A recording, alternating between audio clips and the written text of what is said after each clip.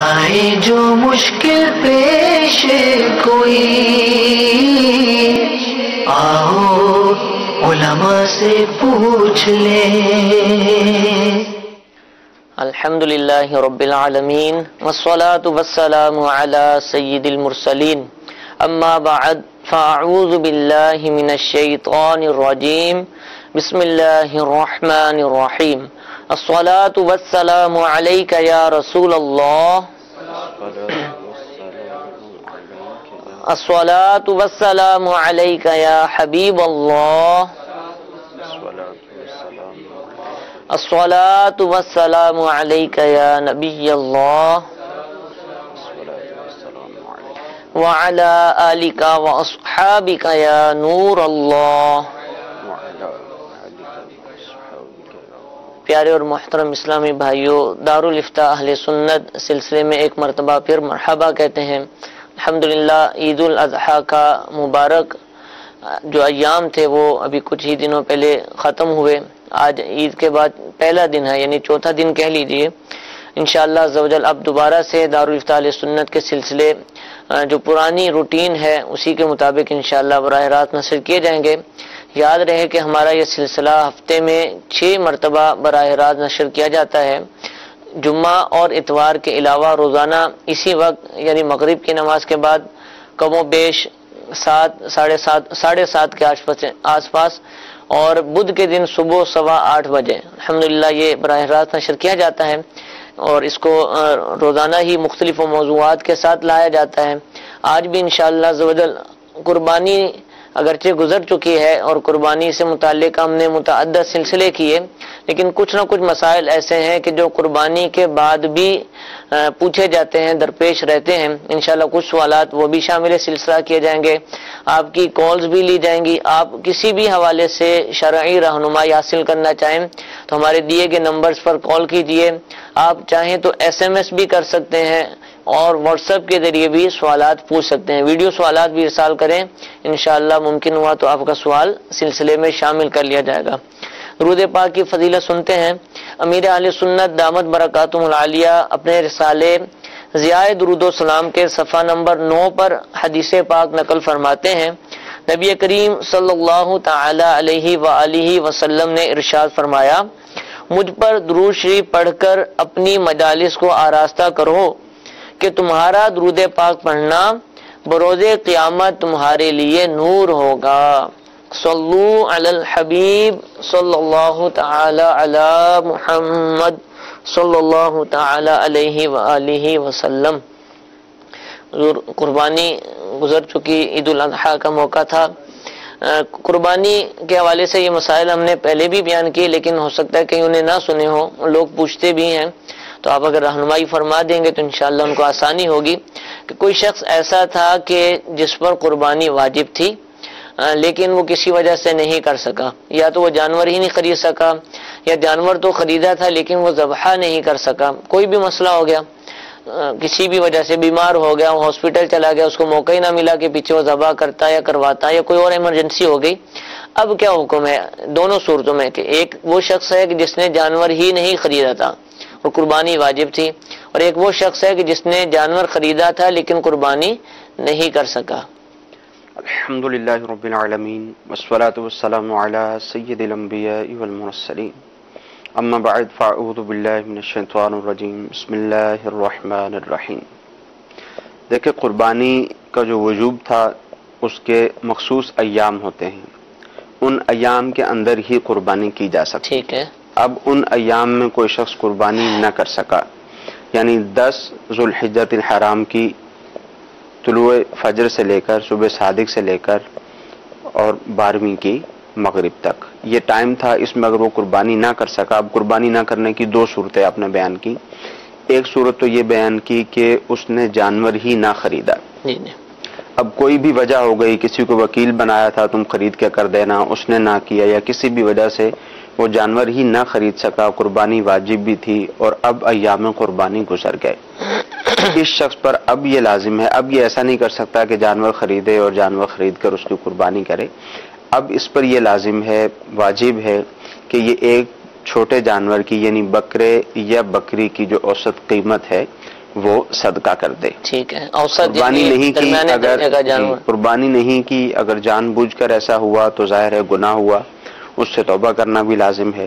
اور اگر غلط فہمی کی بنا پر ایسا ہو گیا, کسی کو وکیل کیا تھا وہ نہ کر سکا یا کسی اور وجہ سے ایسا ہو گیا, تو اب ظاہر ہے اس کی خطا نہیں ہے, مگر یہ پھر بھی اس پر لازم رہے گا کہ ایک چھوٹے جانور کی قیمت یہ صدقہ کرے, تاکہ قربانی جو یہ نہیں کر سکا اس کا اس اعتبار سے کہا جائے گا کہ وجوب یوں ادا ہو گیا کہ اس نے چھوٹے جانور کی اوسط جو قیمت ہے وہ صدقہ کر دی. یہ صدقہ کرنا اب اس کے لیے ضروری ہے. ٹھیک ہے. ٹھیک. جو دوسری صورت ہے کہ جانور خرید لیا تھا اور اس کو ذبح نہیں کر سکا, ٹھیک ہے, قربانی کا جانور خرید چکا تھا, ذبح نہیں کر سکا, تو اب اس کے لیے شرعی حکم یہ ہے کہ وہ قربانی کا جانور ہی صدقہ کر دے, جو لیا تھا اسی کو صدقہ کر دے.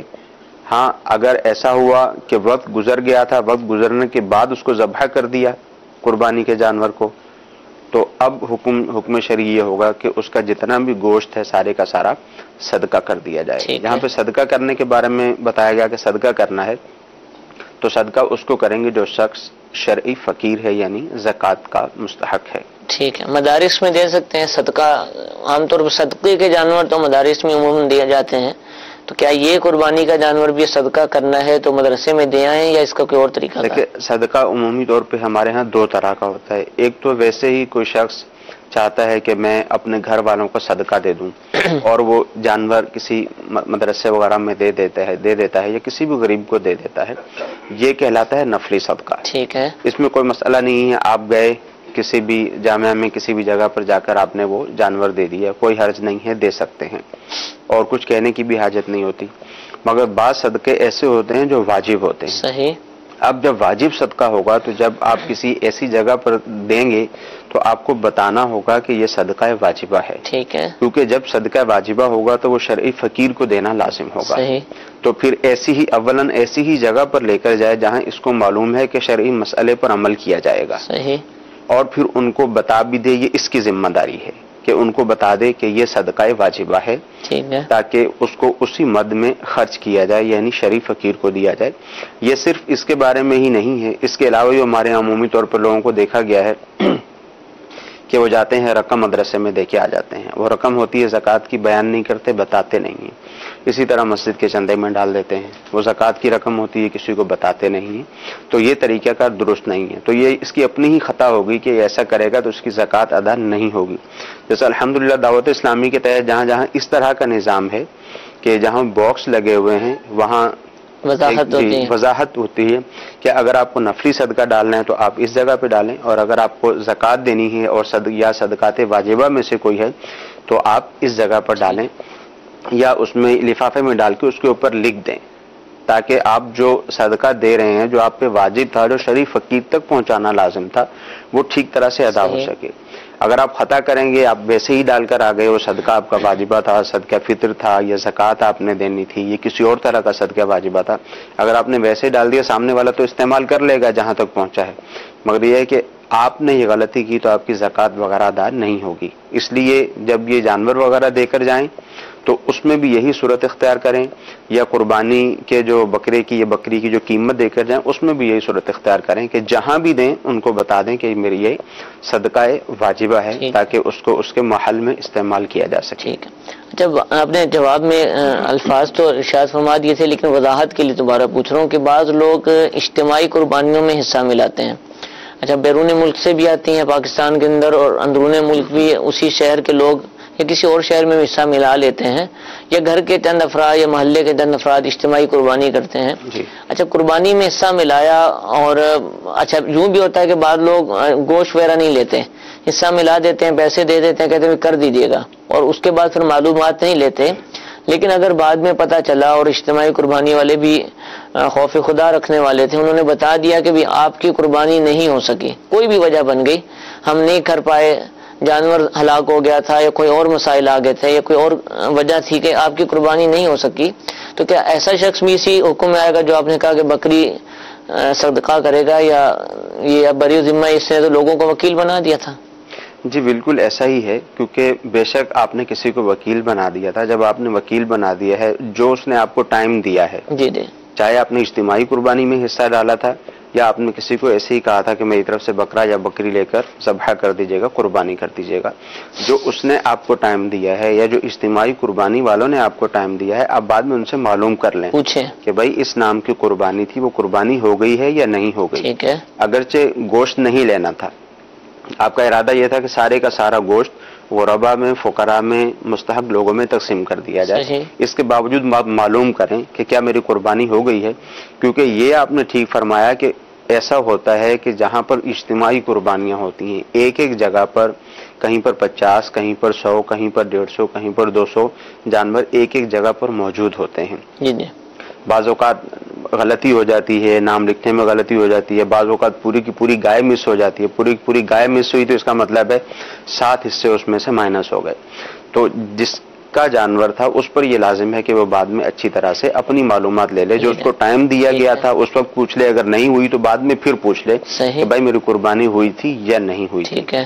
اب بالفرض اس نے معلومات حاصل کی، یا جو اجتماعی قربانی جنہوں نے اجتماعی قربانی کی ہیں ان کے لیے بھی یہ پیغام ہے کہ اگر آپ سے ایسا کوئی مسئلہ سرزد ہو گیا ہے کہ آپ کسی کی قربانی نہیں کر سکے، آپ نے دیکھا جو بھی آپ کے پاس لکھا ہوا تھا 7 افراد کی گائے آپ نے لکھی ہوئی تھی، ایک گائے آپ سے مس ہوگی، آپ قربانی نہیں کر سکے، تو ان پر بھی لازم ہے کہ ان کو بتائیں کہ ہم آپ کی قربانی نہیں کر سکے. اور جو بھی دیگر مسائل ہیں، رقم واپس ہوگی نہیں ہوگی، جانور ہلاک ہوا ہے، کیا صورت ہوئی ہے، وہ بھی دارالفتہ سے رہنمائی لے لیں کہ اس کا کیا طریقہ کار ہوگا.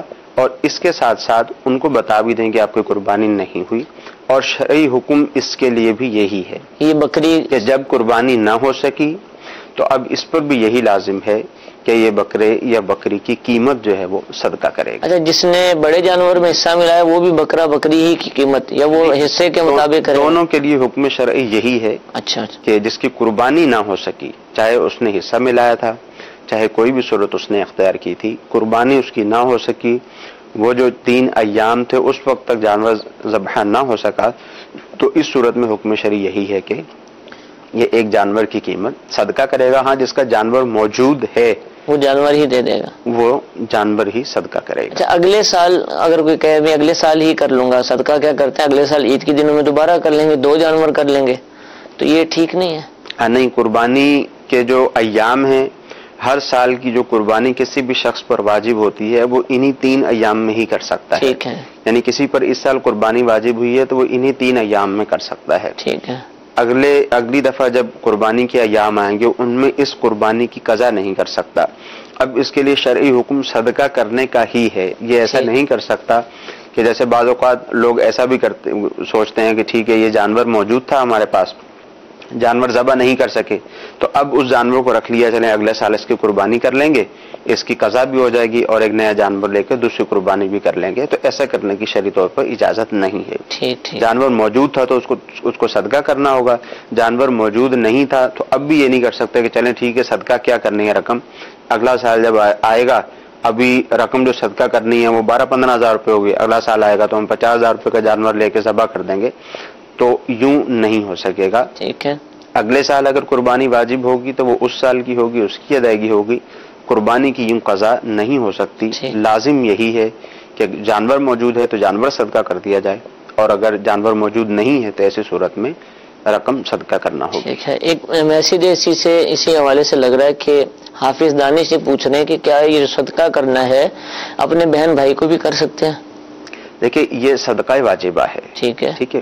جو صدقہ واجبہ ہے بہن بھائیوں کو دینے کی شرعی طور پر اجازت ہوتی ہے. ٹھیک ہے.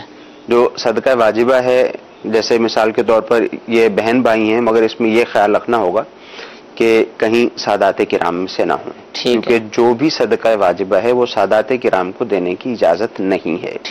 ہاں، اگر ان کے بہن بھائی ہیں اور وہ شرعی فقیر بھی ہیں، یعنی زکوٰۃ کے مستحق ہیں، تو ان کو دے سکتے ہیں. پھر یہاں یہ بھی خیال رکھنا ہوگا اگر کوئی بہن یا بھائی نابالغ ہیں اور ان کے والد صاحب صاحب حیثیت ہیں، یعنی وہ صاحب نصاب ہیں، تو اب ان نابالغوں کو بھی نہیں دے سکتے کیونکہ اب وہ والد کے تحت آئیں گے. ہاں، بالغ ہیں، ان کے پاس مال نہیں ہے، صاحب نصاب نہیں ہے، شرعی فقیر ہیں، تو یہ صدقہ ان کو بھی کیا جا سکتا ہے. ٹھیک، جزاک اللہ. کچھ کالز بھی ہمارے پاس موجود ہیں. جی، پہلی کال چل رہی ہے. ہم نے ایک بیل دیا تھا قربانی کے لیے، لیکن جب اس کو ذبح کرنے لگے تو وہ بھاگ گیا ہے، ابھی تک ہمیں نہیں ملا. تو یہ بتائیں کہ ہمیں ابھی آگے کیا کرنا چاہیے؟ جی مسائل لوگوں کے پاس بھی موجود ہیں قربانی کے حوالے سے. بیل بھاگ گیا ہے ابھی تک ملا نہیں، بظاہر یہ لگتا ہے پھر انہوں نے قربانی بھی نہیں کی ہوگی، بظاہر یوں محسوس ہوتا ہے. اگر اس کے علاوہ کر لی تھی تو وہ بیل کا کیا حکم ہے، اور نہیں کی تھی تو وہ حکم بھی آپ نے فرما دیا. دوبارہ ارشاد فرمائیں. ہاں جی دیکھیں، بظاہر جو انہوں نے صورت بیان کی ہے کہ وہ بیل بھاگ گیا اور ان کو ملا بھی نہیں. ایسا شخص جیسے مثال کے طور پر یا تو یہ کسی ایک شخص کی طرف سے ہی تھا پورا بیل، اب وہ بیل بھاگ گیا. وہ شخص اگر بیل بھاگنے کے بعد بھی صاحب نصاب تھا، اس پر تو لازم تھا کہ وہ جانور نیا لے کر آتا ہے اور اس کی قربانی کرتا. اگر بالفرض اس نے قربانی نہیں کی، اب اگرچہ وہ ایک بیل لے کر آیا تھا 2 لاکھ روپے کا، اب وہ بیل جو 2 لاکھ روپے کا لایا تھا وہ بھاگ گیا، یہ قربانی کر ہی نہیں سکا، اس نے قربانی بالفرض نہیں کی، تو اب ایسا نہیں ہے کہ اس کے اوپر وہ 2 لاکھ روپے صدقہ کرنا لازم ہوگا. وہ بھاگ گیا، وہ ان کو ملا ہی نہیں، تو اب ان پر بھی یہی لازم ہوگا، قربانی نہیں کی تو یہ چھوٹے جانور کی قیمت صدقہ کریں گے. اگر اس میں 7 افراد موجود تھے تو 7 افراد پر یہ لازم ہوگا کہ سب اپنے اپنے حصے کی ایک بکرے یا بکری کی قیمت جو ہے وہ صدقہ کریں گے. ٹھیک ہے. بکرا یا بکری اگر موجود ہے وہ دے دیں تو قیمت کے بجائے، بعضوں کو جانور ہوتے ہیں نا گھروں میں، وہ دینا چاہیں تو نہیں، وہ یہ صورت نہیں ہے. شرعی حکم یہ ہے کہ اگر تو جانور موجود تھا، ٹھیک ہے، جو جانور قربانی کے لیے لے کر آئے تھے وہ جانور موجود تھا تو اس جانور کو ہی صدقہ کرنا لازم ہوگا، ورنہ بکرے یا بکری کی قیمت صدقہ کرنا جو ہے یہ لازم ہے. ٹھیک ہے. ایک اور کال چلائیے. محمد عرفان اتاری یاد کر رہا ہوں پنڈی گیپ سے. حضور قربانی کے جو پائے وغیرہ تھے وہ تو دے دیے دوستوں کو، رشتہ داروں کو.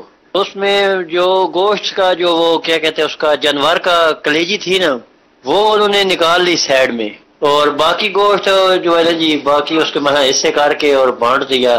تو یہ کلیجی نکالنا کیسا تھا، یہ صحیح ہے یا نہیں؟ اس میں بارے میں تھوڑی معلومات بتا دیں. لیکن بہت بڑا اظہار کر چکے، پائے دے دیے. پائے عموماً نہیں بانٹے جاتے، وہ رکھ لیے جاتے ہیں اور بقیہ گوشت بانٹا جاتا ہے. تو پائے ان کے پاس ہیں، پائے بانٹ دیے ہیں، گوشت کے حصے کر دیے اور کلیجی انہوں نے رکھ لی تھی. دیکھیں 2 صورتیں ہو سکتی ہیں. ایک تو یہ ہے کہ ان کے گھر کی قربانی ہے، ٹھیک ہے، گھر کی قربانی میں سے انہوں نے جو ہے وہ پائے دے دیے اور کلیجی جو ہے وہ اپنے پاس رکھ لی. بقیہ گوشت کے بھی 3 حصے کر کے ایک اپنے پاس رکھ لیا، ایک رشتہ داروں میں دے دیا اور ایک فقراء میں تقسیم کر دیا. اس میں تو ظاہر ہے شرعاً کوئی حرج نہیں ہے. ٹھیک ہے. دوسری صورت یہاں پر یہ ہو سکتی ہے کہ اجتماعی قربانی کی صورت ہو، کہ اجتماعی قربانی کی صورت ہے. اجتماعی قربانی کی صورت میں جو ہونا چاہیے وہ یہ ہونا چاہیے کہ سب چیزیں برابر برابر تقسیم کی جائیں. ہاں اگر کوئی رضامندی سے کر دیتا ہے تو وہ ایک علیحدہ بات ہے. ٹھیک ہے. اب جس کے گھر میں اجتماعی قربانی ہوئی، ایک یہ تھا 6 افراد باہر کے تھے، اب اس نے اس میں سے کوئی چیز خاص نکال کے اس کو الگ کر لیا، یعنی چھپا کے رکھ لیا، تو ایسا کرنے کی شرعی طور پر اجازت نہ ہوگی. ایسا اگر انہوں نے کیا ہے تو غلط کیا ہے اور گناہگار بھی ہوں گے. جبکہ اجتماعی قربانی کی صورت تھی. ہاں اپنے گھر کی صورت تھی، اس میں کوئی چیز انسان الگ سے رکھ لیتا ہے اور بقیہ ساری وہ گوشت وغیرہ تقسیم کر دیتا ہے، 3 حصے جیسے کرتے ہیں وہ بھی کر لیے ہیں، تو اس میں شرعی طور پہ کوئی حرج نہیں ہے. اس میں بھی بہتر یہی ہے کہ تمام چیزوں کو ہی گوشت کو اچھی طرح سے مکس کر کے، ایسا نہ ہو کہ اچھا اپنے لیے رکھ لیا جائے اور ہڈیاں ہیں یا دیگر جو اس طرح کی چیزیں ہوتی ہیں وہ دوسروں کو دے دی جائے. یہ طریقہ نہیں ہونا چاہیے. گوشت کو اچھی طرح سے مکس کر لیا جائے، اس کے 3 حصے کیے جائیں، اور جو مستحب طریقہ کار ہے کہ ایک حصہ اپنے لیے رکھیں اور ایک حصہ جو ہے وہ فقراء کے لیے اور ایک رشتہ داروں کے لیے. ٹھیک ہے، جزاک اللہ. جی ایک اور کال چلائیے. مغرب کی نماز میں پیش امام کے ساتھ جماعت کے ساتھ نماز پڑھ رہے تھے، تو پیش امام بِأَنَّ رَبَّكَ وَحَالَهَا کی آیت چوک گئے. مقتدی نے لقمہ دیا لیکن امام صاحب نے لقمہ نہ لیتے ہوئے تھوڑی دیر بعد اذا جاء نصر اللہ سورت شروع کر دی، تو کیا نماز ہو گئی یا دہرانی پڑے گی؟ یہ دیکھیں بعض اوقات ایسا ہوتا ہے کہ امام ایک صورت وہ کئی مرتبہ پڑھ چکا ہوتا ہے، مگر بعض اوقات پڑھتے پڑھتے اس کے ذہن میں نہیں رہتی، وہ بھول جاتا ہے، آگے والی آیت اس کے ذہن میں نہیں آ رہی ہوتی. تو اب جیسے آگے والی آیت ذہن میں نہیں آ رہی تھی، 1-2 دفعہ اگر انہوں نے پڑھا پھر بھی ذہن میں نہیں آئی، پیچھے سے مقتدی نے لقمہ دیا بھی پھر بھی ان کو سمجھ نہیں پڑی اور پھر انہوں نے دوسری صورت شروع کر دی، تو نماز تو اس طرح سے ہو گئی. ہاں اگر وہ پڑھ رہے تھے، پڑھتے ہوئے رک گئے اور اس رکنے میں 3 مرتبہ سبحان اللہ کی مقدار، 3 تسبیح کی مقدار اگر وہ ٹھہرے رہے، خاموش رہے، تو اب اس صورت میں سجدہ سہو کرنا لازم تھا. اگر سجدہ سہو کر لیا تو ٹھیک ہے، ورنہ نماز واجب الاعادہ ہوگی. ٹھیک ہے. میسج میں سوال یہ پوچھا کہ کیا اسلامی بہنیں مخصوص ایام میں قرآن پاک کو چھو سکتی ہیں؟ قرآن پاک کو مخصوص ایام میں چھونے کی اجازت بھی نہیں ہے، اور اسی طرح زبانی پڑھنے کی اجازت بھی نہیں ہے. ٹھیک ہے. بعضوں کے ذہن میں یہ ہوتا ہے کہ ہم قرآن مجید فرقان حمید کو چھو نہیں سکتی. ایسی بات نہیں، چھو بھی نہیں سکتی، اور ایسی حالت میں پڑھنے کی بھی اجازت نہیں ہے. یعنی جو شخص جنبی ہے، جس پر غسل فرض ہے، اسی طرح حیض و نفاس والی جو عورت ہے، ان کو زبانی بھی قرآن پاک پڑھنے کی اجازت نہیں ہے. بطور وظیفہ دعا وغیرہ اگر الفاظ آتے ہیں، جو وظائف ہیں وہ علیحدہ چیز ہے. جی جی. جو قرآنی آیات ہیں وہ علیحدہ چیز ہیں. بطور وظائف کچھ چیزیں ہوتی ہیں، ان کی اجازت ہوتی ہے، اگر قرآن مجید فرقان حمید کی تلاوت نہیں کر سکتے. وظائف بعض ایسے ہوتے ہیں جس میں قرآن مجید فرقان حمید کے الفاظ تو موجود ہوتے ہیں، مگر وہ بطور وظیفہ ہوتے ہیں. صحیح. ٹھیک ہے. میسج میں یہ پوچھا جا رہا ہے کہ اگر کمواری جو لڑکی ہے اس کے پاس 3 تولے سونا ہو، جہیز کا سامان، برتن وغیرہ ہو، تو کیا زکوٰۃ ہوگی اس کے اوپر؟ اس کے بظاہر یوں لگ رہا ہے کہ اس کو دے دیا گیا ہے، اس کے پاس ہے، لیکن شادی نہیں ہوئی ابھی تک. لیکن عمومی طور پر ہوتا یہ ہے کہ جیسے زیور وغیرہ ہے، وہ تو جیسے والد صاحب نے یا والدہ نے اس کے ہاتھ میں دے دیا، آپ کے لیے بنایا ہے، یہ آپ کے لیے بنایا ہے، اس پہ شرعی طور پر اس پہ قبضہ بھی ہو جاتا ہے. تو فقط اگر کسی کے پاس 3 تولہ زیور ہی ہے، باقی جو جہیز کا سامان موجود ہوتا ہے، جہیز کا سامان ایسا نہیں ہوتا، یعنی نہ وہ مال تجارت میں سے ہے جہیز کا سامان، کہ جہیز کے سامان کو جو ہے وہ اس میں شامل کیا جائے، تو جہیز کے سامان کے اوپر زکوٰۃ نہیں ہوتی ہے. جہیز کے سامان میں جیسے مثال کے طور پر فریج لا کے رکھ دی، اسی طرح واشنگ مشین لا کے رکھ دی، کپڑے لا کے رکھ دیے، جوتوں کے جوڑے لا کے رکھ دیے، دیگر جتنی بھی چیزیں لا کے رکھ دی، تو یہ جو سامان ہے یہ ایسا سامان نہیں ہے جس پر زکوٰۃ لازم ہو. ہاں 3 تولے سونا اس کے پاس موجود ہے، اور اس کے ساتھ ساتھ کچھ رقم بھی ضرورت سے زائد اس کے پاس موجود ہو، اور پھر اس پر سال بھی گزر جائے، تو اس صورت میں اس پر زکوٰۃ لازم ہوگی. ٹھیک ہے. ٹھیک ہے جی. کال ہے تو چلا دیجیے. سوال یہ ہے کہ ہم نے قربانی کے لیے بکری خریدی تھی، جب اس کو ذبح کیا تو وہ معلوم چلا کہ وہ حاملہ تھی، کیا قربانی ہو جائے؟ اس پہ بہت لوگ پریشان ہوتے ہیں کہ جسم سے بچہ نکل آتا ہے. اب وہ نیا تو لیتے نہیں، لیکن پریشان ضرور رہتے ہیں کہ ہماری قربانی ہوئی یا نہیں ہوئی. قصاب جو گوشت فروش ہوتے ہیں وہ بھی بعض دفعہ کہتے ہیں کہ آپ کی قربانی نہیں ہوئی، یعنی وہ بھی مسائل جو ہیں وہ اپنے اپنے بیان کر ہی رہے ہوتے ہیں. تو حکم شریعت کیا ہے؟ دیکھیے شریعت کا حکم یہ ہے کہ اگر کوئی شخص صاحب نصاب ہے، وہ جانور خرید کر لے کر آیا اور اس کو کسی طرح پتہ چل گیا کہ جانور کے پیٹ میں بچہ ہے، تو اس کے لیے تو بہتر یہ ہے کہ یہ جانور تبدیل کر لے. اچھا، معلوم چل جائے، پتہ چل گیا، بہتر یہ ہے کہ جانور تبدیل کر لے، کیونکہ اس کی قربانی جو صاحب نصاب ہے وہ لے کر آیا تو اس کے لیے ناپسندیدہ ہے. ٹھیک ہے. مگر یہ بھی اگر قربانی کر لے گا تو قربانی اس کی بھی ہو جائے گی. ہاں اگر جو شرعی فقیر ہے، جیسے بہت سارے لوگ شوق میں قربانی کرتے ہیں، ایک جذبہ ہوتا ہے، رقم موجود نہیں ہوتی، صاحب نصاب نہیں ہوتے، کسی کے پاس 20,000 روپئے ضرورت سے زائد رکھے ہوئے، وہ جا کر بکری لے کر آ گیا، تو ایسا شخص اگر لے کر آیا، اس کو پتہ چل بھی گیا کہ جانور کے پیٹ میں بچہ ہے، تو اس کو جانور تبدیل کرنے کی اجازت نہیں ہے. ٹھیک ہے. پھر جب جانور کو ذبح کیا، اب اس کے پیٹ سے بچہ نکلا، تو قربانی ہو جانے میں کوئی شبہ نہیں ہے، قربانی بالکل ہو جائے گی. ہاں اگر جو بچہ نکلا وہ مردہ ہے تو ظاہر ہے اس کو پھینک دیا جائے گا. ٹھیک ہے. اور اگر وہ زندہ ہے تو ایسی صورت میں 2 حکم ہیں اس کے لیے. ایک تو یہ ہے کہ اس کو ذبح بھی کیا جا سکتا ہے، اس کا گوشت استعمال بھی کیا جا سکتا ہے. ٹھیک ہے. بعض لوگوں کے ذہن میں یہ بات آتی ہے کہ ابھی تو وہ چھوٹا سا بچہ ہے، نو مولود ہے، اب اس کو ذبح کریں گے تو اس کا گوشت کھائیں گے تو وہ عجیب سی کیفیت محسوس کرتے ہیں. ہمارے اندر ایک عجیب سی کیفیت محسوس ہو جانا ایک علیحدہ چیز ہے، اور شریعت کا جو حکم ہے وہ علیحدہ چیز ہے. ٹھیک ہے. تو شریعت نے ہمیں حکم دیا کہ اس کو ذبح بھی کیا جا سکتا ہے، اس کا گوشت استعمال بھی کیا جا سکتا ہے. اگر اس کو ذبح نہ کیا تو اب اس کے لیے حکم شرعی یہ ہوگا کہ اس کو اس جانور کو صدقہ کر دیا جائے. بہر صورت قربانی ہو جائے گی. ہاں اب یہ نہیں کر سکتے، جیسے پہلے بھی ایک صورت ہم نے بیان کی کہ اب یہ کہیں کہ چلیں عید والے دن اس کی پیدائش ہوئی ہے، اب اگلی عید پہ اس کی قربانی کر لیں گے. ٹھیک. یعنی اگر بکرا یا بکری ہے تو اگلی عید پہ کر لیں گے، اگر جو ہے وہ بیل وغیرہ ہے تو 2 سال کے بعد کر لیں گے. ایسا نہیں کر سکتے. یہ اس جانور کو اپنے پاس 1 سال پورا رکھیں یا 2 سال رکھیں یا 3 سال رکھیں، لازم و ضروری ان پر یہی ہے کہ اس جانور کو صدقہ کرنا ہے۔ ٹھیک، تو کیا نہیں رکھ سکتے ہیں اتنے عرصے، سنبھال سکتے ہیں، فوراً صدقہ کریں؟ دیکھیں ظاہر ہے جب صدقہ کرنے کا حکم ہے تو شرعی حکم جو ہے اس پر فوراً عمل کرنا ٹھیک چاہیے۔ ہے، اگر تو ذبح کر لیا تو ٹھیک ہے، ورنہ اس جانور کو پھر صدقہ کر دیا۔ ٹھیک ہے، جزاک اللہ۔ جی ایک اور کال چلائیے۔ ریحان احمد سرگودا سے جی، میں نے بکرا کیا ہے، اس کے کلیجے پہ تھوڑے تھوڑے سے نشان بنے ہوئے تھے، دانے سے بنے ہوئے تھے، چھالے چھالے سے، تو میں یہ پوچھنا چاہتا میری قربانی ہوئی ہے یا نہیں؟ یعنی گوشت اس کا خراب نکلا، بعض دفعہ پھیپڑے اس کے خراب ہوتے ہیں تو دانے دانے گوشت پہ ظاہر ہوتے ہیں ذبح کے بعد فوراً ہی۔ جی انہوں نے بتایا کہ کلیجی کے اوپر کچھ دانے وغیرہ تھے، اس میں شرعی طور پر کوئی قباحت نہیں ہے، انہوں نے جو قربانی کی ہے ان کی قربانی ہو گئی، اور وہ گوشت صاف کر کے کھا لیا جائے، اگر استعمال کر لیا جائے۔ باقی اگر ایسا محسوس ہو رہا ہے کہ بالکل ٹھیک نہیں ہے تو پھر اس کو استعمال نہ کیا جائے، کیونکہ پھر وہ مضر صحت ہوگا۔ ٹھیک ہے، ٹھیک ہے۔ جی ایک اور کال چلائیے۔ دارالفتہ اہل سنت میں مفتی صاحب کی بارگاہ میں سوال عرض ہے، اجتماعی قربانی ہو رہی تھی، اجتماعی قربانی کی پوری دعا بھی پڑھ لی گئی، اس کے بعد قربانی والوں کے نام لیے گئے، تو کیا قربانی ہو گئی یا نہیں؟ برائے کرم جواب ارشاد فرما دیجیے، جزاک اللہ خیرہ۔ اجتماعی قربانی کی دعا فرما رہے ہیں کہ وہ پڑھ لی گئی پھر نام لیے گئے، تو وہ دعا ہے کوئی اجتماعی قربانی کی؟ نہیں، وہ کوئی حرج نہیں ہے، قربانی تو اس طرح سے ہو جائے گی، لیکن قربانی کی جو دعا ہے وہ تو دعا تو یہی ہے کہ اللہ تعالیٰ کی بارگاہ میں دعا کی جاتی ہے کہ پروردگار فلاں کی طرف سے، فلاں کی طرف سے، فلاں کی طرف سے اس کو قبول فرما۔ ٹھیک ہے، باقی یہ ہے کہ شاید یہ کہنا چاہ رہے ہیں کہ پہلے دعا پڑھی، بیچ میں نام لے لیے، پھر جانور کو ذبح کیا، تو اب جو ہے وہ جانور کا ذبح کرنا درست ہوا یا نہیں ہوا، قربانی ہوئی یا نہیں ہوئی، تو کوئی حرج نہیں ہے، قربانی اس طرح سے ہو جائے گی۔ ٹھیک ہے، ٹھیک ہے۔ جی ایک اور کال چلائیے۔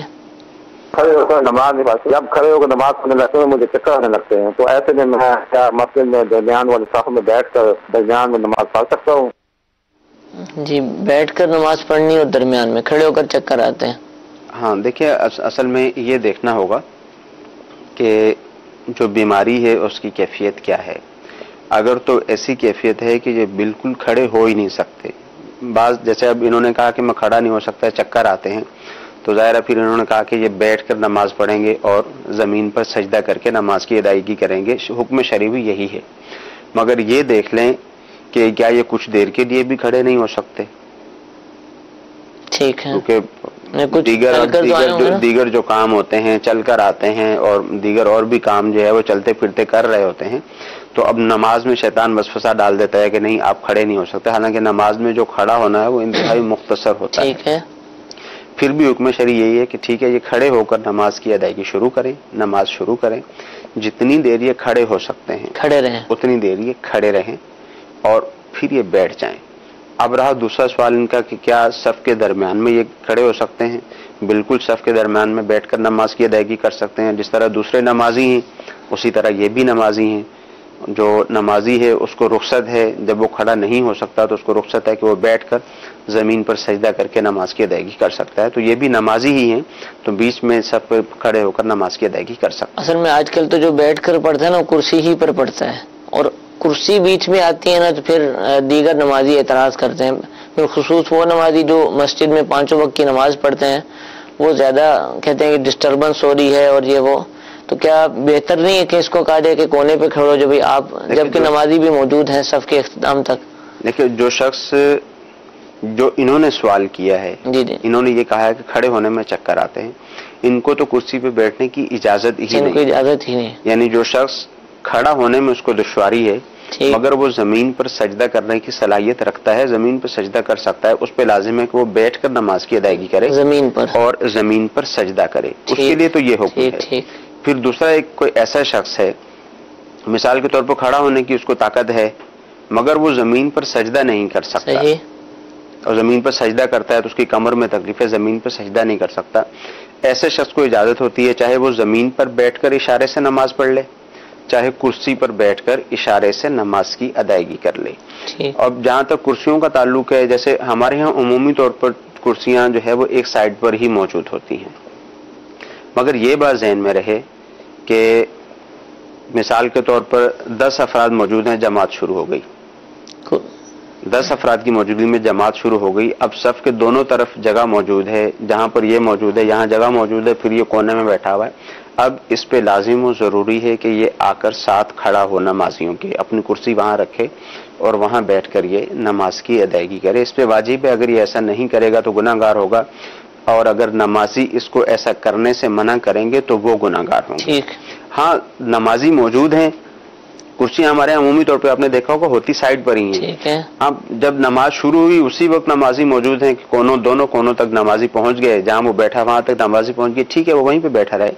مگر اگر ایسی صورتحال ہوئی کہ صف مکمل نہیں ہوئی تو اب اس پہ لازم ہے کہ یہ کرسی لا کر اپنی جگہ پہ وہاں پر جہاں تک صف پہنچ چکی ہے وہاں لا کے رکھے گا کرسی. اب دیگر نمازی دوسری جگہ پر بے شک کھڑے ہو جائیں. اب نمازیوں کو اعتراض کرنے کی قطعی طور پر اجازت نہیں ہے. یہاں ایک مسئلہ یہ ذہن میں رہے، لوگ سمجھتے ہیں شاید جو ہے وہ قطع صف ہو جائے گا یا صف ٹیڑھی ہو جائے گی. ظاہر ہے اس کے پاؤں کرسی پر جو بیٹھا ہے اس کے پاؤں کافی آگے ہوتے ہیں، تو شرعی حکم اس کے لیے یہی ہے، یہ بیٹھے گا، کوئی قطع صف نہیں ہوگی اور نہ ہی صف ٹیڑھی ہوگی. یہاں پر بعض لوگ ایسا کرتے ہیں کہ جس کو کرسی پر بیٹھ کر نماز پڑھنے کی اجازت اس اعتبار سے ملی کہ وہ زمین پر سجدہ نہیں کر سکتا، کھڑا ہونے کی طاقت اس کو ہے مگر وہ زمین پر سجدہ نہیں کر سکتا، تو جو زمین پر سجدہ نہیں کر سکتا اس سے قیام ساکت ہے. صحیح. اب بھی بعض لوگ ایسا کرتے ہیں کہ جب نماز شروع ہوتی ہے قیام وہ کھڑے ہو جاتے ہیں. ٹھیک ہے. اب صف یہاں پہ کھڑی ہوئی ہے اور یہ تھوڑا آگے کھڑا ہوا ہے. جب شریعت نے اس بات کی آپ کو اجازت دے دی کہ آپ بیٹھ کر نماز کی ادائیگی کر سکتے ہیں تو اب آپ کھڑے نہ ہوں. اچھا. اب اگر آپ کھڑے ہوں گے تو یہ آپ جو ہے وہ اس صورت میں صف کو ٹیڑھا کر رہے ہیں، اس کی شرعی طور پہ اجازت نہیں ہے. جس کو اجازت مل گئی وہ بیٹھ کر کرسی پر اشارے سے نماز پڑھے، اور جس کو یوں اجازت ملی کہ وہ زمین پر سجدہ کر سکتا ہے، کھڑے ہونے کی طاقت نہیں ہے یا کچھ دیر کھڑا ہو سکتا ہے، تو وہ زمین پر بیٹھ کر سجدہ کر کے نماز پڑھے. صف کے بیچ میں کھڑے ہو سکتے ہیں، کوئی ان کو منع نہیں کر سکتا. اچھا کسی کو امید ہے کہ میں ابھی تو کونے پہ کرسی رکھی لیکن تھوڑی دیر میں نمازی آ جائیں گے تو نماز شروع کر لیتا ہے، تو کیا ٹھیک ہے یا اب بھی نمازی صف کے ساتھ ملنا؟ بالکل ایسا کرنے کی قطعی طور پر اجازت نہیں ہے. اب جیسے مثال کے طور پر 5 نمازی وضو کر رہے ہیں اور یہاں 4 افراد کی جگہ موجود ہے، تو یہ سوچتا ہے چلو وہ 4 آ کر کھڑے ہو جائیں گے، مگر جب نماز شروع ہو گئی تو اتنی دیر تو صف میں خلا باقی رہا. ٹھیک. اور خلا جو باقی رہا اس کی وجہ سے رہا، یہ وہاں پر آ سکتا تھا بیچ میں جو خلا ہوا. تو ایسا کرے گا تو یہ گناہ گار ہوگا. کسی کا انتظار نہیں کرنا، یہ وہاں پر کھڑا ہو سکتا ہے بلکہ اس کے لیے وہاں پر آنا لازم و ضروری ہے. ٹھیک ہے. کرسی پر نماز کے حوالے سے جو شرعی احکام ہے، مزید تفصیلات اگر آپ جاننا چاہتے ہوں تو دارالفتاح اہل سنت ہی کی پیشکش ہے. المدینہ العلمیہ کے ذریعے مکتبۃ المدینہ سے شائع ہوئی یہ کتاب کرسی پر نماز پڑھنے کے احکام. اس کتاب کو ضرور خریدیے، بالخصوص وہ اسلامی بھائی، وہ بزرگ کہ جو کرسی پر نماز پڑھتے ہیں، بیٹھ کر نماز پڑھتے ہیں، وہ اس کتاب کا ضرور مطالعہ کیجیے. دعوت اسلامی کی ویب سائٹ سے بھی آپ اس کو فری ڈاؤن لوڈ کر سکتے ہیں، پڑھ سکتے ہیں. اور ساتھ ہی ساتھ جو دارالفتاح اہل سنت کی موبائل اپلیکیشن ہے کہ جس کے اندر ہمارے یہ سلسلے، اس کے مدنی گلدستے، کلپس موجود ہیں، دارالفتاح اہل سنت کے مختصر تحریری فتاوی موجود ہیں، ساتھ ہی ساتھ فقہی احکام پر مشتمل کتب بھی موجود ہیں.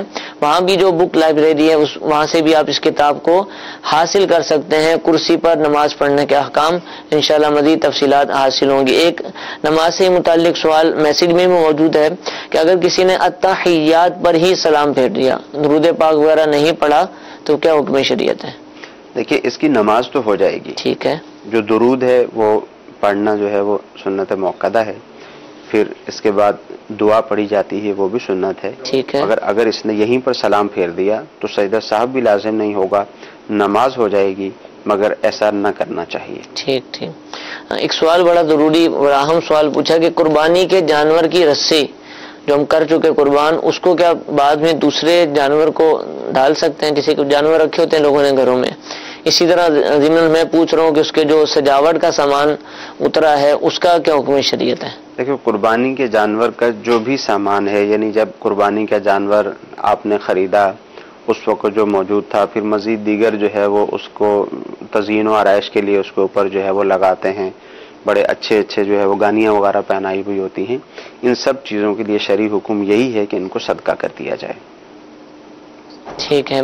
یہ ڈائریکٹر یعنی پی سی آر سے سوال ہے کہ کچرے میں رسیاں پھینک دیتے ہیں لوگ، ہاں جی، یہ طریقہ کار غلط ہے، ایسا نہیں کرنا چاہیے، یہ کسی ضرورت مند کو دے دینی چاہیے۔ بات اتنی سی رسی ہوتی ہے، جیسے گائے نا چھوٹی سی رسی ہے، اجتماعی قربانیوں میں بالخصوص جانور کثیر ہوتے ہیں تو اتنا سجاوٹ وغیرہ یہ چیزیں نہیں ہوتی نا، خریدا جاتا ہے کوانٹٹی میں، اور رسیاں بھی چھوٹی چھوٹی ہوتی ہیں، رسیاں ہوتی بڑی خستہ ہیں، یعنی وہ بظاہر کوئی لینے کے لیے شاید تیار نہ ہو، تو کیا ان کو بھی سنبھالنا ہوگا، ان کو بھی صدقہ کرنا ہوگا یا پھینک سکتے ہیں ان کو؟ دیکھیے، اگرچہ بظاہر ان کی کوئی قیمت نہیں ہوتی، ٹھیک ہے، بظاہر تو جو دیگر چیزیں ہوتی ہیں ان کی بھی جب وہ قربانی کے جانور میں ہی استعمال ہوتی ہیں، اس کے بعد بظاہر ان کی بھی کوئی قیمت نہیں ہوتی، مگر شرعی حکم اس کے لیے یہی بیان کیا گیا کہ کسی بھی شرعی فقیر کو دے دی جائیں، ٹھیک ہے، تو اسی کے اوپر عمل کیا جائے۔ ٹھیک ہے جی، ایک اور کال چلائیے۔ جیسے مفتی صاحب فرما رہے تھے کہ جو مطلب قربانی کا ایام گزر گئے تو اس کا جو مطلب قربانی کا چھوٹا جانور ذبح کرنا ہوگا، اس کا گوشت صدقہ کرنا ہوگا، تو یہ گوشت جو ہے وہ پھر نہیں کھا سکتا۔ ذبح کا بھی کہہ رہے ہیں کہ آپ نے ذبح کا بھی فرمایا ہے یا صدقہ کرنا ہے، مسئلہ دوبارہ اصل میں شاید یہ سمجھ نہیں پائے، یعنی اس پہ شرعی حکم یہ بیان کیا تھا کہ اگر کسی شخص کے پاس جانور موجود تھا، قربانی کے لیے وہ جانور لے کر آیا تھا، ٹھیک ہے، اب وہ قربانی کے ایام گزر گئے، وقت گزر گیا، قربانی نہیں کر پایا، اب اس کو کسی نے مشورہ دیا کہ بھئی ابھی وہ تھوڑا ٹائم گزرا ہے، ابھی ذبح کر دو، تو اس نے 12 کی غروب آفتاب کے بعد اس کو ذبح کر دیا، تو اب اس پہ لازم ہے کہ یہ تمام کا تمام گوشت صدقہ کرے گا، خود استعمال نہیں کر سکتا، قربانی اس کی ہوئی نہیں، یہ شرعی مسئلہ بیان کیا گیا، قربانی یہاں پر اس کی جو وجوب اس وقت میں ادا ہونا تھا وہ نہ ہوا، ٹھیک ہے۔ اگر جانور اس نے نہیں خریدا تھا تو اب اس پہ لازم ہے کہ یہ چھوٹے جانور کی قیمت کو صدقہ کرے۔ اچھا، جس نے جانور ذبح کر دیے، جو آپ مسئلہ بیان فرما رہے ہیں، گوشت وہ غریبوں میں تقسیم کر دے گا، صدقہ کر دے گا، تو کیا اب بھی بکری کی قیمت صدقہ کرنی ہوگی؟ اب جانور کی قیمت صدقہ کرنا اس پہ لازم نہیں ہوگا، ٹھیک ہے، لیکن یہ کرنا نہیں چاہیے تھا اس کو، وہ جانور ہی صدقہ کرنا چاہیے تھا۔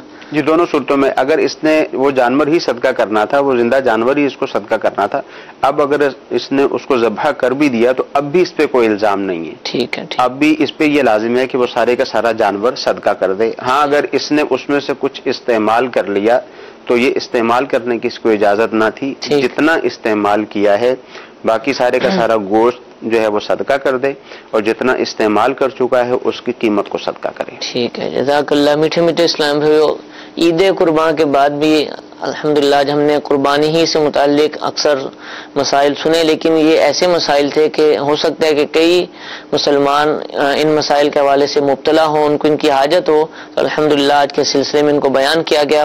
جو بھی اسلامی بھائی آپ کے ارد گرد ہیں جن کے جانور رہ گئے یا وہ قربانی نہیں کر سکے، تو ان کو ہمارا یہ سلسلہ رپیٹ جب ٹیلی کاسٹ ہوگا اس کو دیکھنے کی آپ ترغیب دلائیے۔ 972 نمبر سلسلہ ہے، اور یہ انشاءاللہ عنقریب ہی دعوت اسلامی کی ویب سائٹ پر بھی اس کو اپلوڈ کر دیا جائے گا، وہاں پر بھی جا کر آپ دیکھ سکتے ہیں۔ کچھ فرمانا چاہ رہے ہیں؟ یہاں ایک مسئلہ اور بھی عمومی طور پر بہت زیادہ درپیش ہوتا ہے، وہ یہ ہوتا ہے کہ جو قصائی جانور ذبح کرنے کے لیے آتا ہے، لوگ اس سے اجرت طے کرتے ہیں، اور اجرت طے کرنے میں رقم وغیرہ بھی اس کو دے دیتے ہیں، اور قربانی کی کھال اس کو بطور اجرت دے دی جاتی ہے۔ صحیح۔ تو اس کی بھی شرعی طور پر اجازت نہیں ہے۔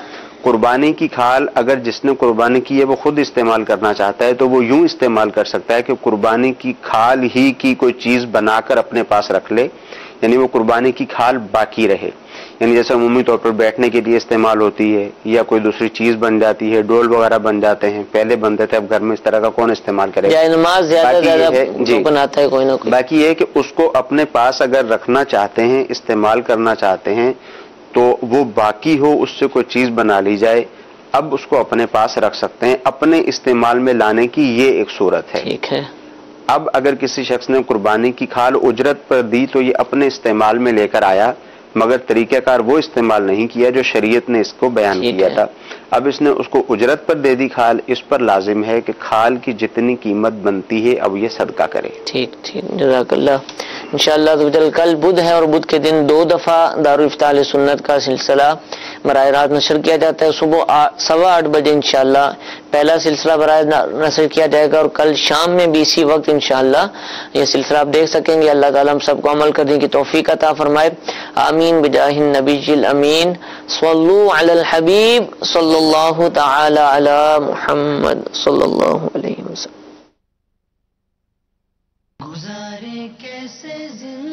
زندگی، آؤ علماء سے پوچھ لیں، آئے جو مشکل پیش کوئی، آؤ علماء سے پوچھ لیں۔